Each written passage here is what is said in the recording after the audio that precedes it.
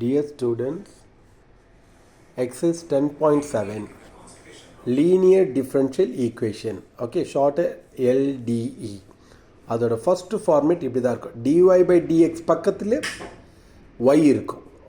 அதான் இந்த format. dy by dx பக்கத்தில் y இருக்கும். அது கூட இருக்கிறது p equal to q. So p value q value ready. உடனே இந்த p வேல்யூ கிடைச்ச உடனே அவரை இன்டெகிரேட் பண்ணணும். இன்டெக்ரல் pdxன்னு போட்டு இன்டெகிரேட் முடித்த உடனே பேஸில் இ போடணும். இது கண்டுபிடிச்சோன்னா அதுக்கு பேர் தான் இன்டெகிரேட்டிங் ஃபேக்டர், ஐஎஃப்னு ஷார்ட்கட்.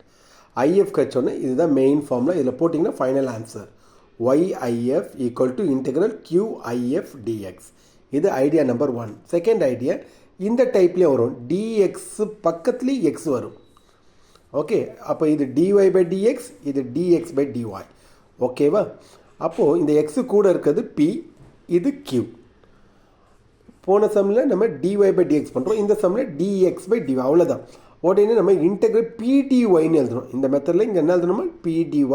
அது இன்டெகிரேட் முடிச்சோன்னு கீழே இ போட்டோன்னு ஐஎஃப் கச்சிடும். ஐஎஃப் கச்சோன்னு இவரோட ஃபார்முலா கொஞ்சம் ஸ்லைட் சேஞ்சு தான். இங்கே எக்ஸு இங்கே ஒய் வரும், அவ்வளோதான். எடுத்த மாதிரி அவ்வளோதான். இப்போ ஒரு சம் பார்க்கலாம். இதெல்லாம் கொஞ்சம் இன்டெகிரேஷனோட தேவையான ஃபார்முலா, நிறைய ஃபார்முலா கூட இல்லை. இந்த 4 ஃபார்முலா நல்லா அப்டேட் பண்ணிங்க.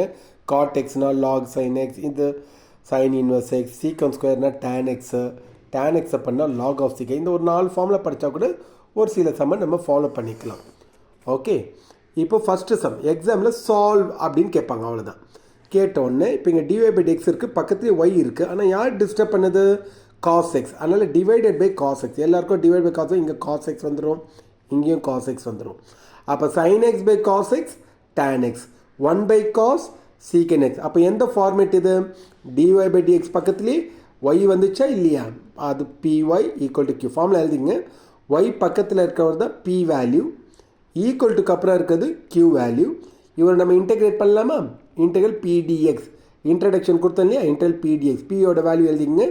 இன்டெகிரல் டேன் எக்ஸ் ஃபார்முலாவும் நான் காமிச்சேன் இல்லையா? Log of secant x. இப்போ ரெண்டு பக்கமும் நம்ம பேஸில் யார் எடுக்கணும்? இ எடுத்தால் தான் அதுக்கு என்ன பேர் சொன்னேன்? ஐஎஃப். ஓகே, அப்போ இயும் லாகும் கட் ஆகிடும். ஐஎஃப் கிடச்சிச்சு. ஐஎஃப் கிடச்ச உடனே ஃபார்முலா பாருங்கள். YIF equal to integral QIF dx. Y value எழுதிட்டேன், ஐஎஃப்பும் எழுதியாச்சு, Q அகெயின் ஐஎஃப். கியூவோட வேல்யூ இங்கே இருக்குது பாருங்கள், secant x, IF value. Okay, இதை மல்டிப்ளை பண்ணிங்கன்னா சீக்கன் ஸ்கொயர் டிஎக்ஸ். ஓகேவா? What is integral secant square? tan x. அவ்வளோதான் சம்ஸ். எவ்வளோ ஈஸியாக இருக்குது பாருங்கள். ஓகே, இன்ட்ரடக்ஷன் திரும்ப இந்த வீடியோ 2 தடவை கேட்டுட்டு அப்புறம் காப்பி பண்ணுங்கள். ஓகேவா? கொஸ்டின் நம்பர் 2 பாருங்கள் ஸ்டூடெண்ட்ஸ்.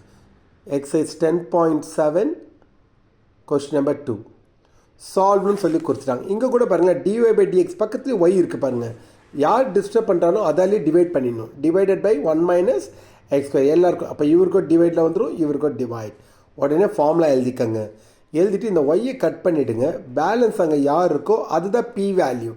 அப்போ இது ஃபுல்லாக கியூ வேல்யூ. ஓகே, இவரை இன்டெகிரேட் பண்ணலாமா? இன்டெகிரல் பிடிஎக்ஸ் கண்டுபிடிக்கணும்ல. Integral minus x this one. உங்களுக்கு ஒரு ஐடியா தெரியும் இல்லையா? இன்டெகிரேஷனில் கீழே டிஃப்ரென்ஷியேட் பண்ணால் அதோடைய ஆன்சர் மேலே வரணும்.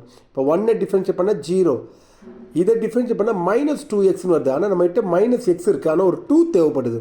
அதனால் வெளியில் ஒரு 1/2, இங்கே ஒரு 2 போட்டுக்கிறேன். ஓகேவா? dx போட மறந்துடாதீங்க. ஓகேவா? Okay my dear students. அப்போ இங்கே ஒரு 2, இங்கே ஒரு 2. இப்போ நீங்கள் இதை டிஃப்ரென்ஷியேட் பண்ணால் அது மேலே இருக்குது பாருங்கள். இருந்துச்சுன்னா லாக் ஆஃப் டினாமினேட்டர், கீழே இருக்க ஆன்சரை டிஃபைன் பண்ணி அது மேலே இருந்தால் என்ன பண்ணணும்? Log of denominator. இந்த 1/2 அப்படி வரும். இது எழுதிக்கிட்டே வாங்க. இந்த ஹாஃப் பவருக்கு போயிடும், பவரில் வர ஹாஃப் ரூட் ஆகிடும். இது எல்லாம் முடிச்சோன்னா பேஸில் என்ன எடுக்கணும்? எடுக்கணும். எடுக்கும்போது ஈயும் லாகும் கட் ஆகிடும்.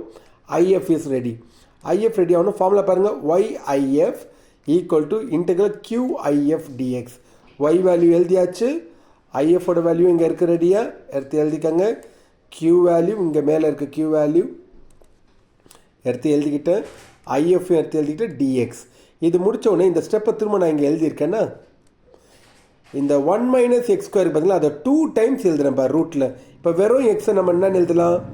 ரூட் எக்ஸ் எழுதுனால அந்த மாதிரி ஐடியாவை இந்த 1 மைனஸ் எக்ஸ் ஸ்கொயர் நான் 2 தடவை எழுதுறேன். Root 1 minus x square, root 1 minus x square. அப்போ மேலே நியூமரேட்டரில் யார் இருக்கா? Root 1 minus one square dx போட மறந்துடாதீங்க. இது என்ன ஆகிடும், கேன்சல். அப்போ பேலன்ஸ் யாருக்கு, டிஎக்ஸ் பை திஸ். இந்த சைடு எழுதிக்கிட்டே வாங்க, இது அவ்வளோதான் முடிஞ்சிச்சு. இதோடையும் நான் ஃபார்முலா காமிச்சேன், எல்லா ஃபார்முலா பேஜை படிங்க. Integral dx by this sine inverse x plus C. I hope you understood student. நல்ல கவனமாக வீடியோ கேட்டுட்டு காப்பி பண்ணிக்கோங்க.